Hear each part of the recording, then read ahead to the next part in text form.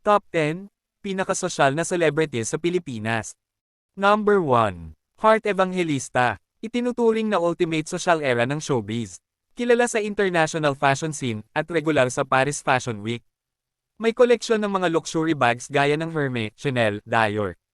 May sariling na ding art studio at mahilig sa fine dining at travel sa Europe. Number 2. Gretchen Barreto. Isa sa mga orihinal na high society ladies ng showbiz. Kilala din sa pearls, diamonds, at high tea parties.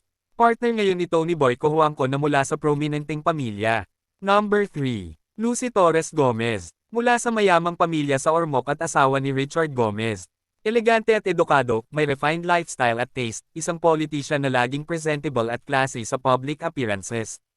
Number 4. Tessa Prieto Valdez. Isa sa mga pinakamakulay at sosyal na personalidad, isang fashion icon, palaging nakakutor at extravagant gowns. Galing sa prominenteng pamilya at aktibo sa charity events. Number 5. Ellen Adarna. Mula sa pamilyang may-ari ng maraming negosyo sa Cebu ang mga Adarna clan. Mahilig sa travel, luxury brands, at designer clothes. Number 6. Georgina Wilson. Isang model, businesswoman, at fashionista. Mula sa well-known family, married to British businessman Arthur Bernan, siya ay isa sa mga founder ng Sony Studios. Number 7. Solen Yusuf. Half Filipina, half French at may natural na sosyal na aura. Mahilig sa art, fashion, at luxury but simple lifestyle.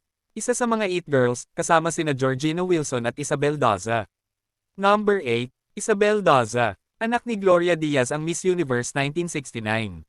Lumaki sa alta sosyedad circles at may elegant lifestyle. Kasal sa French businessman na si Adrien Semblat. Number 9. Bea Alonzo. Kilala sa classy and elegant taste.